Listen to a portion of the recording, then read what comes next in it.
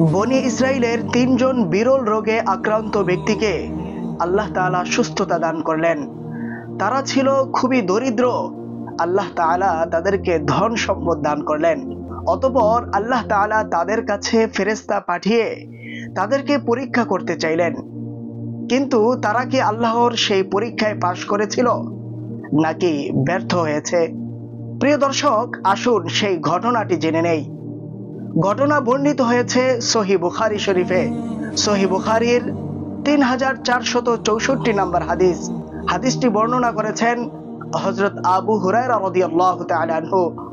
তিনি বলেন, রাসূলুল্লাহ সাল্লাল্লাহু আলাইহি ওয়াসাল্লাম ইরশাদ করেছেন, বনি ইসরাইলের ৩ জন ব্যক্তি ছিল। তাদের মধ্যে একজন হলো কুষ্ঠ রোগে আক্রান্ত, দ্বিতীয় জন হলো মাথায় টাক, আর তৃতীয় জন ছিল অন্ধ। এই ৩ ব্যক্তির কাছে আল্লাহ তাআলা ফেরেশতা পাঠালেন। প্রথম ব্যক্তি যে কুষ্ঠ রোগে আক্রান্ত ছিল, তার কাছে ফেরেশতা এসে জিজ্ঞাসা করলো, তুমি কি চাও? তখন সে বলল, আমি চাই এই রোগ থেকে মুক্তি হতে, আমি যেন এই রোগ থেকে পরিত্রাণ পাই, আল্লাহ তাআলা যেন আমাকে সুস্থতা দান করেন। ফেরেশতা তার শরীরে হাত বুলিয়ে দিলেন, আল্লাহ তাআলা তার রোগ দূর করে দিলেন, সে রোগ থেকে মুক্ত হয়ে গেল। অতঃপর ফেরেশতা তাকে জিজ্ঞাসা করলো, তুমি ধন সম্পদের মধ্যে কোন জিনিস সবচেয়ে বেশি পছন্দ করো? তখন সে বলল, আমি উটকে বেশি পছন্দ করি। তখন ফেরেশতা তাকে 10 মাসের গর্ভবতী একটি উট দান করলো। অতঃপর আল্লাহ তাআলা তার এই উটের মাঝে বরকত দান করলেন। এই এক উট থেকে তার কাছে এত পরিমাণ উট এসেছে যে তার মাঠ ভরে গিয়েছিল। তিনি সমাজের ধনীদের কাতারে চলে আসলো। ফেরেশতা দ্বিতীয় ব্যক্তির কাছে গেলেন, যিনি টাক রোগে আক্রান্ত ছিল, তার মাথায় চুল ছিল না। তাকে জিজ্ঞাসা করা হলো, তুমি কি চাও? তখন সে বলল, আমার মাথায় চুল না থাকার কারণে মানুষ আমাকে ঘৃণা করে, আজে বাজে কথা বলে। আমি চাই আল্লাহ যেন আমার মাথায় চুল গজিয়ে দেন, আমি এই টাক রোগ থেকে যেন মুক্তি পাই। ফেরেশতা তার মাথার উপরে হাত বুলিয়ে দিলেন, আল্লাহ তাআলা তার রোগ দূর করে দিলেন, তার মাথায় চুল গজিয়ে গেল। অতঃপর ফেরেশতা জিজ্ঞেস করলেন, তুমি ধন সম্পদের মধ্যে কোন জিনিস পছন্দ করো? তখন সে বলল, আমি গরু পছন্দ করি। তখন ফেরেশতা তাকে গর্ভবতী একটি গাভী দিল। অতঃপর সে সেই গাভী থেকে এত পরিমাণ গরু লাভ করলো যে তার মাঠ ভরে গেল। সে ধনীদের কাতারে চলে গেল। ফেরেশতা তৃতীয় ব্যক্তির কাছে আসলেন, যিনি ছিলেন অন্ধ। অন্ধ ব্যক্তির কাছে এসে জিজ্ঞাসা করলেন, হে আল্লাহর বান্দা, তুমি আল্লাহর কাছে কি চাও? তখন সে উত্তর দিল, আমি শুধু আল্লাহ তাআলার কাছে চাই তিনি যেন আমার দৃষ্টিশক্তি ফিরিয়ে দেন। কেননা দৃষ্টিশক্তি না থাকার কারণে আমি আল্লাহর এই দুনিয়া দেখতে পাচ্ছি না, সব কিছুই কেমন জানি আমার কাছে মিথ্যে মনে হচ্ছে। অতএব আমি আল্লাহ তাআলার কাছে দৃষ্টিশক্তি চাই। ফেরেশতা তার চোখের উপরে হাত বুলিয়ে দিলেন, আল্লাহ তাআলা তার দৃষ্টিশক্তি ফিরিয়ে দিলেন। অতঃপর ওই ব্যক্তিকে জিজ্ঞাসা করলেন, ও আল্লাহর বান্দা, তুমি ধন সম্পদের মধ্যে কোন জিনিস বেশি পছন্দ করো? তখন সে বলছে, আমি ছাগল বকরি বেশি পছন্দ করি। তখন তাকে একটি গর্ভবতী ছাগি দেওয়া হলো। তাতে আল্লাহ তাআলা বরকত দান করলেন। একে একে তার মাঠ ভর্তি ছাগল হয়ে গেল। সে সমাজের ধনীদের কাতারে চলে আসলো। ফেরেশতা তার কাজ সমাপ্ত করে চলে গেলেন। অনেক দিন পরে আল্লাহ তাআলা এই ৩ ব্যক্তিকে পরীক্ষা করার জন্য আবার ফেরেশতা পাঠালেন। ফেরেশতা সর্বপ্রথম ওই কুষ্ঠ রোগে আক্রান্ত ব্যক্তি, যাকে আল্লাহ তাআলা সুস্থ করেছেন এবং ধন সম্পদ দান করেছেন, তার কাছে আসলেন। এসে বললেন যে, দেখো ভাই, আমি একজন মুসাফির, আমি গরিব, আমি ফকির, আমি দরিদ্র। একটি উট আল্লাহর রাস্তায় আমাকে দান করো, আমি সেই উট দিয়ে আমি আমার গন্তব্যে পৌঁছাবো। সে বলছে যে, আসলে আমি তোমাকে উট দিতে পারবো না, কারণ আমার অনেক দায়িত্ব রয়েছে, অতএব আমি তোমাকে কোনোভাবেই উট দিতে পারবো না। তখন ওই ফেরেশতা তাকে স্মরণ করিয়ে দিল, তুমি না এক সময় অসুস্থ ছিলে, কুষ্ঠ রোগে আক্রান্ত ছিলে, মানুষ তোমাকে অপছন্দ করত, আল্লাহ তাআলা তোমাকে সুস্থতা দান করেছেন। তুমি ফকির ছিলে, দরিদ্র ছিলে, আল্লাহ তাআলা তোমাকে ধন সম্পদ দিয়েছেন, তুমি সেই আল্লাহর নামে আমাকে একটা উট দান করো।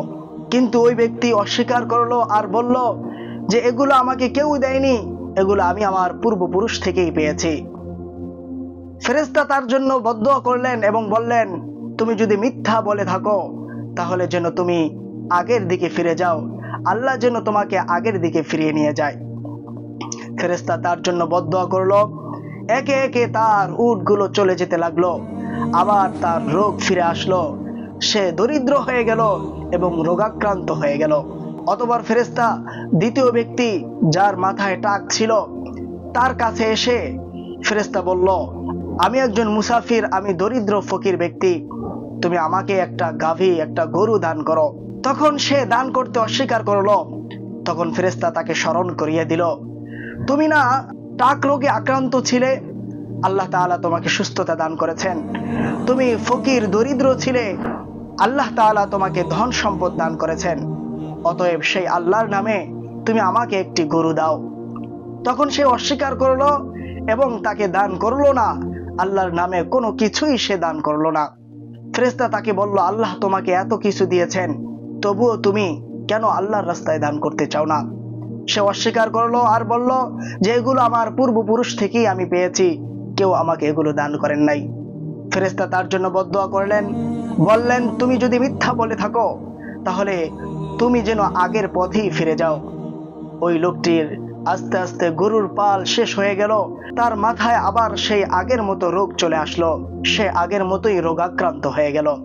প্রিয় দর্শক, এবার তৃতীয় ব্যক্তি অন্ধ লোকের কাছে আসলো। সে বলল যে আমি একজন মুসাফির, আমি একজন গরিব দরিদ্র ব্যক্তি, তুমি আল্লাহর নামে আল্লাহর রাস্তায় আমাকে একটি বকরি দান করো। এ কথা বলার সঙ্গে সঙ্গে তিনি এবার বলেন যে ও মুসাফির ভাই, আমি একসময় অন্ধ ছিলাম, যেই মহান রব আমাকে দৃষ্টিশক্তি ফিরিয়ে দিয়েছেন এবং এত ধন সম্পদ দান করেছেন, তুমি ওই আল্লাহর নামে চেয়েছো, ওই আল্লাহর রাস্তায় চেয়েছো, তোমার একটা নয় যেই কয়টা প্রয়োজন তুমি নিয়ে যেতে পারো। তখন ওই ফেরেশতা তাকে বললেন, হে আল্লাহর বান্দা, আসলে আমি তোমার বকরি নেওয়ার জন্য আসি নাই, বরং আল্লাহ তাআলা তোমাকে পরীক্ষা করার জন্য আমাকে পাঠিয়েছিলেন। তুমি পরীক্ষায় পাশ করেছো, তুমি কৃতকার্য হয়েছো, আল্লাহ তোমার প্রতি সন্তুষ্ট হয়েছে। কিন্তু তোমার যে দুইজন সাথী ভাই ছিল, যাদেরকে আল্লাহ তাআলা রোগ থেকে মুক্তি দান করেছেন এবং ধন সম্পদ দান করেছেন, কিন্তু তারা আল্লাহর রাস্তায় খরচ করতে রাজি হয় নাই, আল্লাহর নামে দান করতে রাজি হয় নাই এবং মিথ্যা বলেছে, আল্লাহর নিয়ামতকে অস্বীকার করেছে, তাই আল্লাহ তাআলা তাদের উপরে অসন্তুষ্ট হয়েছেন, তারা আবার পূর্বের অবস্থায় ফিরে গেছে।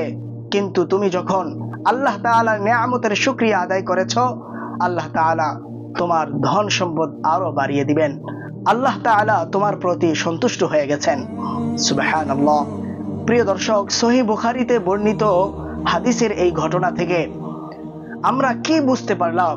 আমাদেরকে আল্লাহ তাআলা নাজ নিয়ামত দিয়ে ভরে দিয়েছেন, তবুও যদি আমরা আল্লাহ তাআলার নিয়ামতের অস্বীকার করি, আল্লাহ তাআলার নিয়ামতের শুকরিয়া আদায় না করি, তবে আল্লাহ তাআলা হয়তো আমাদের নিয়ামতকে ছিনিয়ে নেবেন এবং আল্লাহ তাআলা আমাদেরকে কঠিন আযাবে গ্রেফতার করবেন। কেননা তিনি সূরা ইব্রাহিমের 7 নম্বর আয়াতে বলেন, লা ইন শাকারতুম লা আযীদান্নাকুম ওয়া লা ইন কাফারতুম ইন্না আযাবি লাশাদীদ।